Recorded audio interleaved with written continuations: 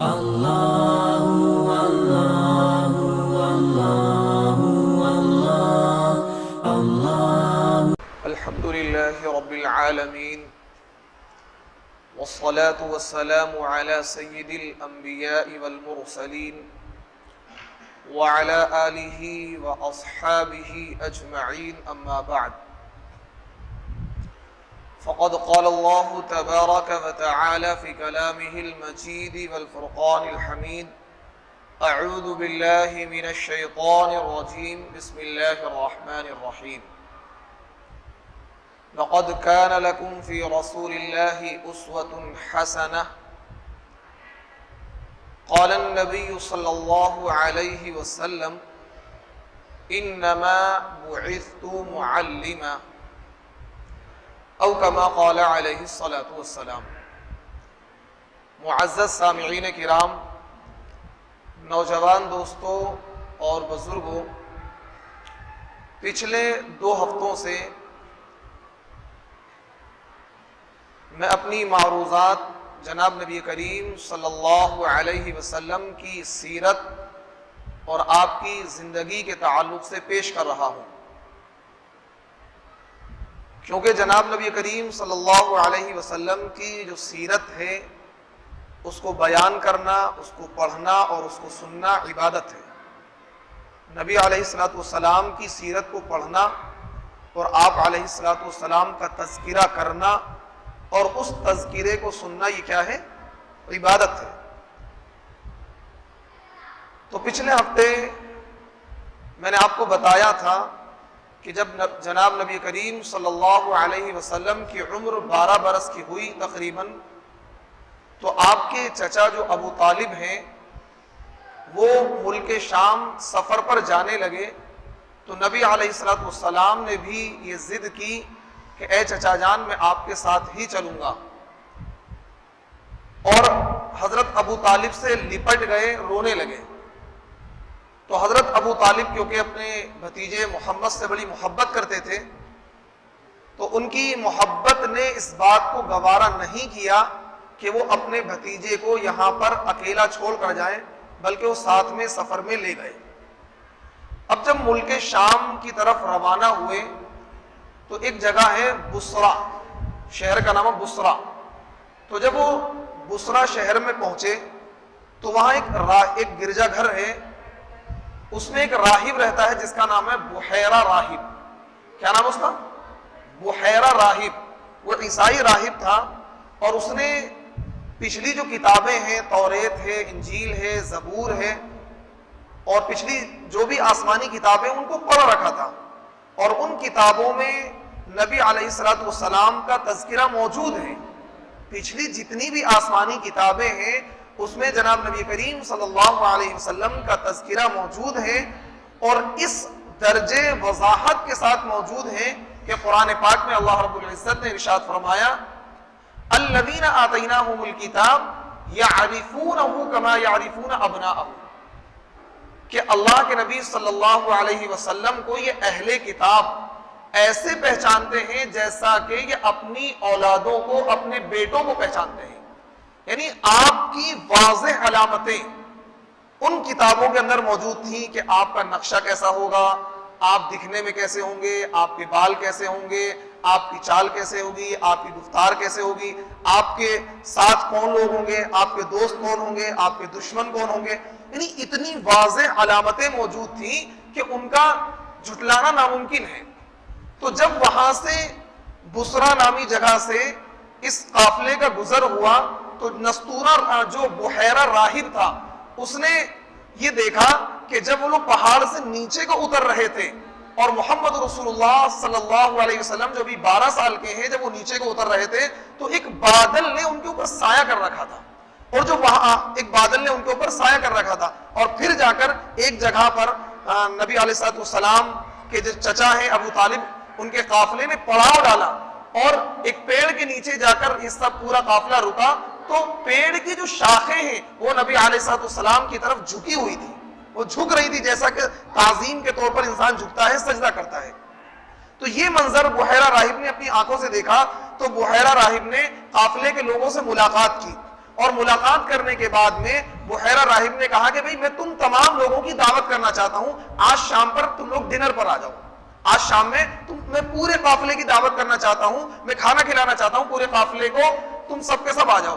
اب قافلے والے بڑے حیران ہیں کہ کیونکہ ملک عرب کا جو ماحول تھا، عرب کے لوگ سال میں 2 سفر کیا کرتے تھے، تجارتی سفر، بزنس کا سفر، 2 سفر کیا کرتے تھے، ایک ملک شام کی طرف اور ایک یمن کی طرف، یہ 2 سفر ہوا کرتے تھے، یہ 2 سفر ہوا کرتے تھے۔ تو اب کیونکہ مسلسل سفر ہوتے تھے، انہوں نے دیکھا کہ پہلا چانس ہے کہ ہماری دعوت ہو رہی ہے اور ایک راہب، ایک عیسائی عالم، ایک عیسائی پادری ہماری دعوت کر رہا ہے۔ خیر وہ تمام کے تمام لوگ شام کو دعوت میں پہنچ گئے اور محمد رسول اللہ جو ابھی بچے ہیں، چھوٹے ہیں، ان کو خیمے میں چھوڑ گئے۔ اب اس نے راہب نے کہا کہ بھئی تمام لوگ آ گئے ہیں، انہوں نے کہا کہ جی قافلے کے تمام لوگ آ گئے ہیں، لیکن ابھی ایک بچہ جو ہمارے ساتھ ہے وہ ابھی قافلے میں موجود ہے، اس کو ہم نہیں لے کر آئے۔ تو بحیرہ راہب نے کہا جاؤ اس بچے کو بھی لے کر آؤ، اس بچے کو بھی لے کر آؤ۔ جب محمد رسول اللہ صلی اللہ علیہ وسلم کو اس نے دیکھا تو اپنے قریب بٹھایا اور چہرے کو بڑے غور سے دیکھا اور پیچھے سے کپڑا اٹھا کر، کیونکہ نبی علیہ الصلوۃ والسلام کے جو دونوں شانے ہیں، دونوں کندھے، ان کے درمیان ایک مہر نبوت، ایک گوشت کا اگرا ہوا حصہ تھا، وہ مہر نبوت تھی۔ تو اس نے اس کو دیکھا، پہچان لیا کہ یہ آخری نبی ہے، یہ آخری پیغمبر ہے، اور یہ کہا کہ یہ بچہ کس کا ہے، یہ بچہ کس کا ہے؟ تو ابو طالب جو ان کے چچا تھے، انہوں نے کہا یہ میرا بیٹا ہے، یہ میرا بیٹا ہے۔ تو بحیرہ راہب نے کہا نہیں، یہ تمہارا بیٹا نہیں ہو سکتا، یہ تمہارا بیٹا نہیں ہو سکتا، کیونکہ پچھلی کتابوں میں ہم نے تذکرہ پڑھا ہے کہ یہ تو یتیم ہوگا، یہ تو یتیم ہوگا، آپ اس کے باپ نہیں ہو سکتے۔ انہوں نے کہا ہاں یہ میرے بھائی کا بیٹا ہے اور میرے بھائی کا انتقال ہو گیا ہے، تو اس کی کفالت میرے ذمہ ہے، میں اس کو پالتا ہوں، اس کے اخراجات میں برداشت کرتا ہوں، اور یہ میرا بھتیجا مجھ سے میرے بیٹے سے بھی زیادہ عزیز ہے۔ تو اس نے کہا ہاں، کیونکہ ہم نے جو کتابوں میں علامتیں پڑھی ہیں ان کتابوں میں موجود تھا کہ وہ بچہ یتیم پیدا ہوگا اور وہ پیغمبر آخر الزماں ہوں گے اور نبوت کے سلسلے کی آخری کڑی ہوں گے۔ اب خیر اس نے دعوت کی، اور دعوت کرنے کے بعد اس نے کہا کہ میں نے وہ تمام چیزیں دیکھی کہ جب یہ بچہ آ رہا تھا تو بادل کیا ہے اس پر سایہ کر رہا تھا، پیڑ اس کی طرف جھکے ہوئے تھے اس کی تعظیم میں، لیکن اب میں تمہیں کہنا چاہتا ہوں کہ تم اسے آگے لے کر مت جاؤ، اسے آگے ملک شام میں مت لے کر جاؤ، اگر یہودیوں کو پتہ لگ گیا تو اس بچے کو قتل کر دیں گے، اگر یہودیوں کو پتہ لگ گیا تو اس بچے کو قتل کر دیں گے، کیونکہ یہودی اینٹی اسلام ہے، یہودی اینٹی اسلام ہے۔ نبی علیہ الصلوۃ والسلام نے بڑی کوششیں کی کہ یہودی بھی اسلام میں داخل ہو جائیں، لیکن قرآن میں اللہ رب العزت نے کہا وَلَن تَرْضَىٰ عَنْكَ الْيَهُودُ وَلَا النَّصَارَىٰ حَتَّىٰ تَتَّبِعَ مِلَّتَهُمْ، اے اللہ کے نبی آپ ان کے بارے میں زیادہ کوشش نہ کر، وَلَن تَرْضَىٰ عَنْكَ الْيَهُودُ، یہود تو آپ سے راضی ہو ہی نہیں سکتے ہیں، یہود آپ سے راضی نہیں ہو سکتے ہیں۔ تو اس راہب نے، اس پادری نے یہ کہا کہ آگے مت لے کر جانا اس بچے کو، اس بچے کی جان کو خطرہ ہے، کبھی ایسا نہ ہو کہ اس کو وہ لوگ یہودی قتل کر دیں۔ خیر تو نبی علیہ الصلوۃ والسلام کو وہاں سے واپس کر دیا گیا۔ اس کے بعد نبی علیہ الصلوۃ والسلام کی زندگی میں بے شمار واقعات پیش آئے ہیں، کیونکہ ان اہم واقعات کا تذکرہ آپ کے سامنے کرنا چاہتا ہوں تاکہ آپ کو نبی علیہ الصلوۃ والسلام کی سیرت کا پتہ لگے، نبی علیہ الصلوۃ والسلام کا جو کردار ہے، آپ علیہ الصلوۃ والسلام کی جو سیرت ہے، نبوت سے پہلے کیسے تھی اور نبوت کے بعد کیسی تھی۔ نہ تو نبی، دیکھیے تمام کے تمام نبی، یہ بات میں نے پہلے ہی بتائی تھی، آج بھی بتا رہا ہوں، کوئی بھی نبی نہ تو نبوت سے پہلے کوئی گناہ کرتا ہے اور نبوت کے بعد گناہ کرتا ہے۔ یہ اہل سنت والجماعت کا عقیدہ ہے کہ نبی معصوم عن الخطا ہوتے ہیں، نبی سے کوئی گناہ نہیں ہوتا ہے، نبی کوئی گناہ نہیں کر سکتے ہیں۔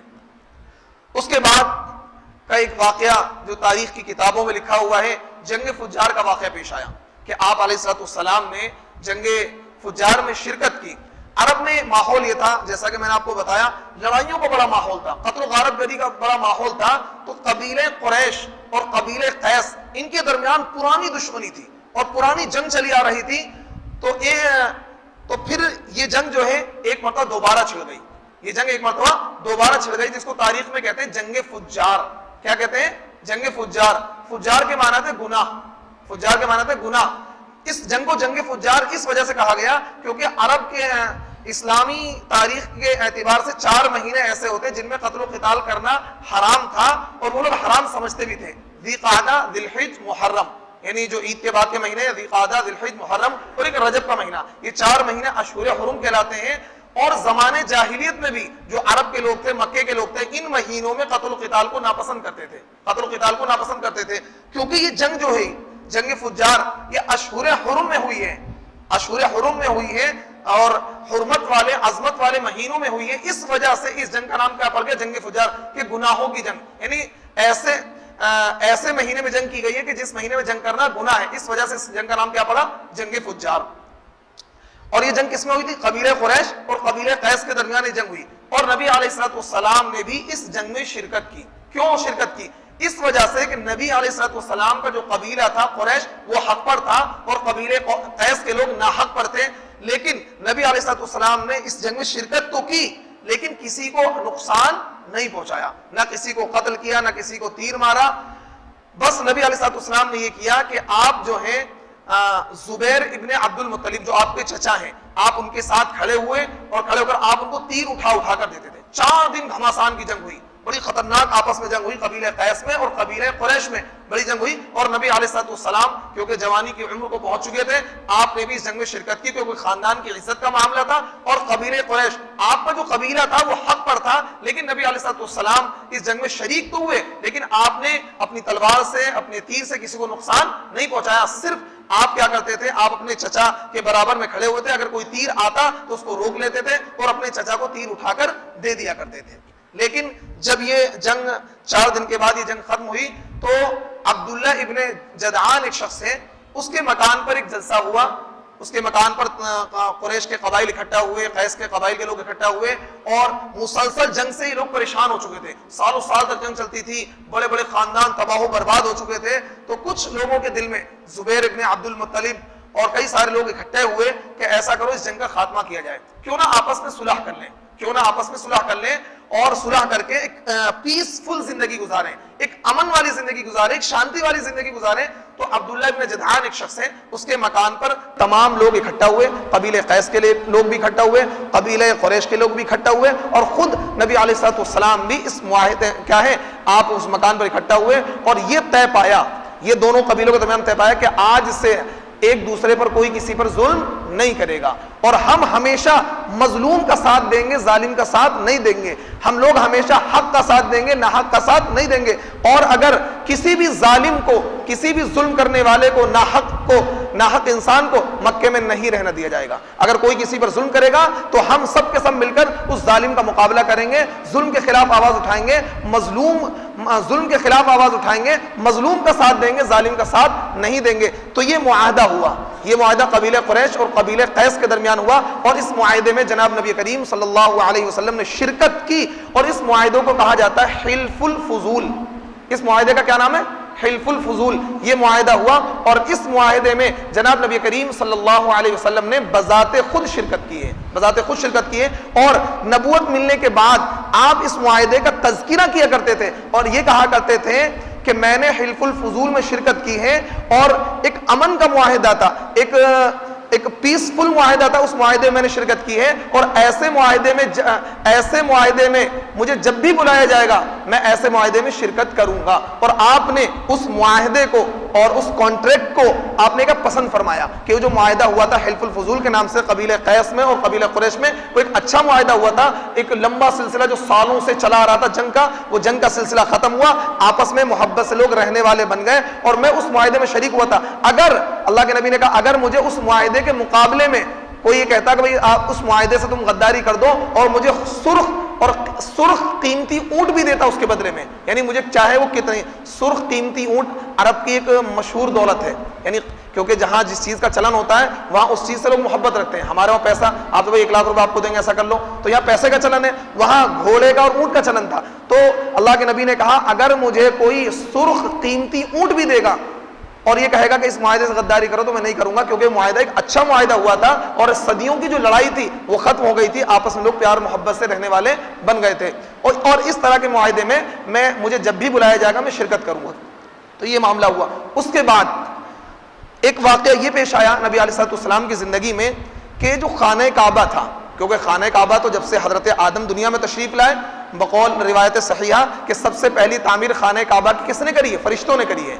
جو خانہ کعبہ ہے جو اللہ کا گھر ہے، جو دنیا کے بالکل سینٹرل میں ہے، جو خانہ کعبہ پوری دنیا کے بیچوں بیچ میں ہے، پوری دنیا کا اگر آپ نپائی کریں گے پوری دنیا کا بیچوں بیچ کہاں نکلے گا؟ خانہ کعبہ کی جگہ میں، اور وہاں پر خانہ کعبہ بنایا گیا ہے. میڈیکل سائنس اس بات کو تسلیم کرتی، پوری دنیا کا بیچ ہے جو سینٹرل ہے وہ کہاں ہے؟ خانہ کعبہ مکہ المکرمہ ہے، وہاں پر خانہ کعبہ بنایا گیا. اور سب سے پہلی تعمیر کس نے کری ہے؟ فرشتوں نے کری ہے.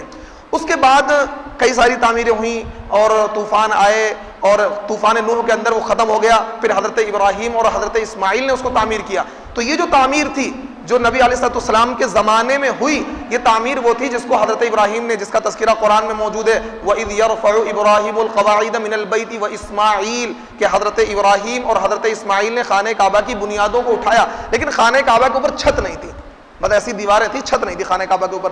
اور خانہ کعبہ جو تھا نا، کیونکہ برابر میں اس کے سارے پہاڑ ہیں اور بیچ میں خانہ کعبہ تھا، بالکل نیچی جگہ میں، نشیب کی جگہ میں خانہ کعبہ تھا. تو اب پورے شہر میں جب بارش ہوتی تھی، بارش کا پانی خانہ کعبہ میں آ کر بھر جاتا تھا. لوگ پریشان تھے کہ بھئی اس کا کیا علاج کیا جائے. تو پھر عرب کے قبیلوں نے یہ طے کیا کہ ایسا کرو خانہ کعبہ کو دوبارہ تعمیر کیا جائے، خانہ کعبہ کو دوبارہ تعمیر کیا جائے تاکہ یہ جو پریشانی ہے خانہ کعبہ میں جو پانی بھر جاتا ہے، پانی بھرنے کا سلسلہ ختم ہو جائے. ان دنوں میں ایک معاملہ یہ پیش آیا کہ جدے کی جو بندرگاہ تھی وہاں پر ایک جہاز آیا اور کنارے سے ٹکرایا اور ٹوٹ پھوٹ گیا، اس کے تختے الگ ہو گئے. تو وہ اس کے تختے جہاز والوں نے بیچ دیے. تو مکے کا ایک شخص ولید ابن مغیرہ وہ جا کر تختے خرید کے لے آیا، کیونکہ خانہ کعبہ کی تعظیم سب کرتے تھے، کیونکہ سارے کے سارے اپنے آپ کو میں نے بتایا تھا دین ابراہیمی پر مانتے تھے. البتہ یہ لوگ مشرک ہو چکے تھے، ابھی نبی علیہ السلام کو نبوت نہیں ملی ہے، آپ کا نکاح بھی نہیں ہوا ہے. خانہ کعبہ کی تعمیر کا مسئلہ آیا تو تمام قبائل قریش نے طے کیا کہ خانہ کعبہ کو دوبارہ اس کو منہدم کیا جائے، اس کو توڑا جائے اور نئے سرے سے اس کی تعمیر کی جائے. تو خیر یہ طے ہوا، تمام قبائل نے بانٹ دیا، بھائی اتنا حصہ ہم تعمیر کریں گے، اتنا حصہ ہم تعمیر کریں گے. کیونکہ خانہ کعبہ کی تعمیر میں حصہ لینا، اللہ کے گھر میں حصہ لینا ہے تو بڑی فضیلت کی بات تھی. سب نے کہا بھائی اتنی اینٹ ہم لگائیں گے، اتنا مٹیریل ہم لگائیں گے، اتنا حصہ ہم تعمیر کریں گے. یہ آپس میں طے ہو گیا تاکہ کل کو لڑائی نہ ہو.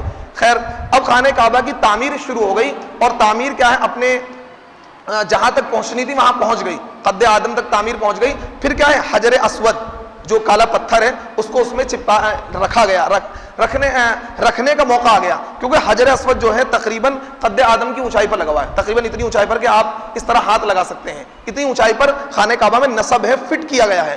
خانہ کعبہ کے ایک کونے پر، 4 کونے، ایک کونے پر فٹ کیا گیا ہے. تو اب خانہ کعبہ میں حجر اسود کے فٹ کرنے کا معاملہ آیا تو تمام قبائل آپس میں جنگ کرنے لگے، تلواریں نکل آئیں. وہ کہنے لگے جی ہم لگائیں گے، کیونکہ یہ فضیلت کا کام تھا، وہ جنت کا پتھر تھا.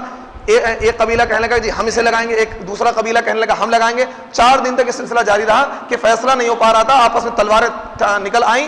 اور کیا ہے، باقاعدہ عرب میں ایک رسم تھی کہ جب قتل و قتال کرنے کا موقع ہوتا کہ جی بس قسم کھا لیتے اب میں قتل و قتال کروں گا اور کسی کی جان لے کر رہوں گا، تو خون کا پیالہ لیتے اس میں انگلی ڈبو دیتے. یہ اس بات کی علامت تھی کہ اب کیا قتل و قتال شروع ہے، اب جنگ شروع ہے. تو باقاعدہ کچھ لوگوں نے یہ بھی رسم ادا کری اور طے کر لیا کہ اب تو جنگ کریں گے. آپس میں لڑنے لگے، بھیڑنے لگے کہ اسے ہم لگائیں گے، اسے ہم لگائیں گے. تو پھر ایک شخص اس میں تھا جو معمر تھا، قریش کا تھا، اس نے یہ رائے دی کہ ایسا کرو، ابو امیہ ابن مغیرہ اس کا نام تھا. اس نے کہا ایسا کرو، کل صبح کے وقت جو بھی خانہ کعبہ میں جو شخص سب سے پہلے داخل ہوگا ہم اس شخص کو سونپ دیں گے ذمہ داری کہ وہ حجر اسود کو، پتھر کو اٹھائے گا، لگائے گا، اور کوئی نہیں لگائے گا. سب نے اس رائے سے اتفاق کیا، ٹھیک ہے کل صبح خانہ کعبہ میں جو سب سے پہلے داخل ہوگا اس شخص کو ہم کہہ دیں گے ٹھیک ہے جی یہ پتھر آپ لگا دو تاکہ ہمارے آپس کے جھگڑے ختم ہو جائیں. اب تمام کے تمام قریش کے معزز لوگ اکٹھا ہو گئے اور خانہ کعبہ میں جو سب سے پہلا شخص داخل ہوا وہ کون تھے؟ وہ جناب نبی کریم صلی اللہ علیہ وسلم نے کہا. سب خوش ہو گئے کہ ہادہ صادقن، ہادہ امین، یہ تو امین ہے، یہ تو سچے ہیں اور بہت اچھا ہے، ہم ان پر متفق ہیں، ہم ان پر سب کے سب متفق ہیں. یہ پتھر کیا ہے، اپنے ہاتھ سے محمد خود لگا دیں. لیکن آپ نبی علیہ السلام کی حسن تدبیر کو دیکھیے. آپ نے کہا کہ نہیں، اس کے لگانے میں سب کا حصہ برابر ہوگا. میں ایک ایسی تدبیر بتاؤں گا تاکہ تمام قبائل کے لوگ جو آپس میں جنگ کر رہے تھے کہ ہم لگائیں گے. آپ نے کہا ایک چادر بچھاؤ. آپ نے کیا کہا؟ ایک چادر بچھاؤ اور اس چادر پر اس پتھر کو رکھ دو اور جو عرب قبائل کے جو سردار ہیں، ہر قبیلے کا ایک سردار آ جائے اور ہر قبیلے کا سردار اس چادر کے کونے کو پکڑے گا، اس چادر کے کونے کو پکڑے گا اور اس کو اٹھا کر وہاں تک لے جائے گا. جب وہاں تک اٹھا کر لے جایا گیا اور جہاں پر فٹ کرنا تھا تو اللہ کے نبی نے اپنے ہاتھ سے اٹھایا اور وہاں جا کر لگا دیا. تو تمام کے تمام قبیلے والے اس فیصلے سے بہت خوش ہوئے اور مطمئن ہوئے اور نبی علیہ السلام کی حسن تدبیر سے اور آپ کی انصاف پرستی سے ایک بہت بڑی جنگ جو عرب میں چھڑنے والی تھی وہ ختم ہو گئی. یہ واقعہ نبی علیہ الصلوۃ والسلام کی زندگی پیش آیا، اور نبی علیہ الصلوۃ والسلام کی جو سیرت ہے، آپ کے جو اخلاق ہیں، آپ کا جو کردار ہے، وہ اتنا پاکیزہ ہے، اتنا پاکیزہ ہے کہ عرب کے لوگ آپ کی پاکیزگی پر، آپ کے اخلاق پر، آپ کے کردار پر، آپ کی گفتار پر، آپ کے سچے ہونے پر کیا فخر کیا کرتے تھے، اور ہر ایک شخص جو آپ کا دشمن بھی ہوتا تھا وہ کہتا ہے کہ ھذا صادقون، یہ سچے ہیں، یہ جھوٹے نہیں ہیں، محمد کیا سچے ہیں، امین ہیں، دیانتدار ہیں۔ اور نبوت سے پہلے آپ کی امانت داری کا چرچا اور آپ کی خوش اخلاقی کا چرچا، پورے مکہ المکرمہ میں آپ کی خوش اخلاقی کا چرچا ہو چکا تھا۔ تو ایک بہت بڑی جنگ جو ہونے والی تھی وہ نبی علیہ الصلوۃ والسلام کی حکمت عملی سے ٹل گئی۔ اب اس کے بعد نبی علیہ الصلوۃ والسلام کیونکہ سمجھدار ہو چکے تھے اور جوان ہو چکے تھے، آپ نے خانہ کعبہ کی تعمیر کا مسئلہ بھی حل کر دیا، اور خانہ کعبہ کی تعمیر ہو گئی۔ خانہ کعبہ کی تعمیر پہلی مرتبہ ایسے ہوئی کہ اس میں چھت ڈالی گئی۔ اس سے پہلے خانہ کعبہ کی جو تعمیر تھی خالی دیواریں کھڑی تھیں عیدگاہ کی طرح، اس پہ چھت نہیں تھی، لیکن خانہ کعبہ کی تعمیر سے کچھ حصہ رہ گیا، خانہ کعبہ کی تعمیر سے کچھ حصہ رہ گیا، کیونکہ عرب کے لوگوں پر اتنا مال نہیں تھا کہ پورے خانہ کعبہ کو تعمیر کر سکتے، تو فیصلہ یہ ہوا کہ اتنے حصے کو چھوڑ دیا جائے، فی الحال اتنے حصے کو تعمیر کر لیا جائے، اور اس حصے کو، جس حصے کو چھوڑا گیا تھا، اس کی باؤنڈری کر دی گئی، اور اس حصے کو آج بھی خالی رکھا گیا۔ اس حصے کو حطیم کہا جاتا ہے۔ کیا کہا جاتا ہے؟ حطیم۔ ایک تو خانہ کعبہ ہے، خانہ کعبہ کا بالکل اس سائیڈ میں ایک کافی بڑا حصہ خالی صرف دیواروں سے گھرا ہوا ہے، اتنی اونچی دیوار ہے، تقریباً 5 فٹ کی دیوار ہے، وہ اس طرح گھرا ہوا حصہ، اس کو تعمیر نہیں کیا گیا، نہ اس پر چھت ڈالی گئی، نہ اس کی دیواریں اونچی کی گئیں۔ لوگوں نے مشورہ کیا ابھی ہمارے پاس مال کی قلت ہے، جب پیسہ آ جائے گا اس کو بھی، اس کی دیواریں اٹھا کر اس پر بھی چھت ڈال دیں گے۔ لیکن جب فتوحات کا دور آیا اور اللہ کی نبوت، اللہ کے نبی نے مکے کو فتح کیا، تو ارادہ یہ کیا کہ چلو اس کو دوبارہ تعمیر کیا جائے اور اس حصے کو بھی خانہ کعبہ میں ملا لیا جائے، کیونکہ یہ حصہ چھوڑ دیا گیا تھا مال کی قلت کی وجہ سے۔ لیکن نبی علیہ الصلوۃ والسلام نے پھر یہ سوچا کہ ابھی لوگ نئے نئے مسلمان ہوئے ہیں، اگر میں خانہ کعبہ کو توڑ کر دوبارہ تعمیر کروں گا تو کبھی کوئی فتنہ نہ کھڑا ہو جائے، کبھی کوئی انتشار نہ کھڑا ہو جائے۔ تو پھر نبی علیہ الصلوۃ والسلام نے اس ارادے سے کیا دستبرداری کا اظہار کیا، اور آپ نے اس کو دوبارہ تعمیر نہیں کیا۔ تو اس کے بعد کے جتنے بھی بادشاہ آئے، خانہ کعبہ تعمیر ہوا، لیکن پھر لوگوں نے اس کو نہیں چھیڑا، اس حصے کو خالی ہی رکھا، اس حصے کو خالی رکھا۔ وہ حصہ کیا کہلاتا ہے؟ حطیم کہلاتا ہے۔ آپ نے دیکھا ہو خانہ کعبہ کی پک میں دیکھا ہوگا، ایک تو خانہ کعبہ جس پہ کالا غلاف پڑا ہوا ہے، اس کے برابر میں ایک حصہ خالی پڑا ہوا ہے اور صرف دیواریں ہیں، وہ حصہ تقریباً 12-15 فٹ چوڑا حصہ ہوگا، وہ کیا کہلاتا ہے؟ حطیم کہلاتا ہے۔ اس کی بڑی فضیلت ہے، 2 رکعت نفل نماز وہاں پڑھتے ہیں اور بڑی دعائیں قبول ہوتی ہیں۔ حطیم میں نفل نماز پڑھنے کے لیے لائن لگانی پڑتی ہے، نمبر لگانا پڑتا ہے، لوگ گھنٹوں گھنٹوں تک وہاں نمبر نہیں آتا حطیم میں 2 رکعت نماز پڑھنے کے لیے۔ اللہ آپ کو جب بھی توفیق دے آپ جائیں تو حطیم میں 2 رکعت نفل نماز ضرور پڑھ کر آئیں۔ تو یہ واقعہ نبی علیہ الصلوۃ والسلام کی زندگی پیش آیا۔ اس کے بعد نبی علیہ الصلوۃ والسلام نے تجارت کا رخ کیا، کیونکہ آپ سمجھدار ہو چکے تھے، اخراجات کی ذمہ داری آپ کے سر پہ تھی۔ آپ کے چچا جو ابو طالب تھے، جو آپ کی کفالت کر رہے تھے، ان کا بھی پریوار بہت بڑا تھا، مالی اعتبار سے بڑے کمزور تھے۔ تو نبی علیہ الصلوۃ والسلام نے تجارت کی طرف رخ کیا اور ملک شام کے لیے آپ سفر پر روانہ ہوئے۔ تو یہاں سے انشاءاللہ کہ آپ نبی علیہ الصلوۃ والسلام نے تجارت کا پہلا سفر، وہ تو سفر بچپن کا سفر تھا 12 سال کی عمر کا، اور یہ سفر کیا ہے؟ آپ نے تجارت کی غرض سے کیا، اور پھر اس کے بعد جو حضرت خدیجہ سے نکاح کا معاملہ ہے، اور پھر اس کے بعد بہت واقعات ہیں، انشاءاللہ اس کا تذکرہ اگلے ہفتے ہوگا۔ اللہ رب العزت ہمیں اعمال صالحہ کی توفیق عطا فرمائے، اور نبی علیہ الصلوۃ والسلام کی سیرت کو پڑھنے، سننے، سمجھنے اور اس پر عمل کرنے کی توفیق عطا فرمائے۔ وآخر دعوانا ان الحمد للہ رب العالمین۔